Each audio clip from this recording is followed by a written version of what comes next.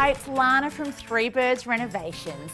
And when it comes time to build your home, the best place to start is with the look. And when I say the look, I actually mean the curb appeal is the most important part because that's what everyone can see. I'm standing out the front of our latest project, a new build. And the look we wanted was a coastal fresh feel.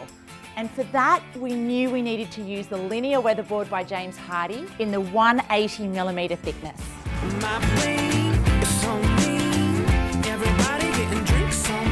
Another reason we love using the cladding is not just because it looks $1 million, but it's actually a space-saving trick as well. So if we were to build this part of the home using brick is a lot thicker than cladding, so you lose internal floor space, like up to 14 centimetres you can lose. But with cladding, it's a much thinner product, and so we get every single extra centimetre inside the home.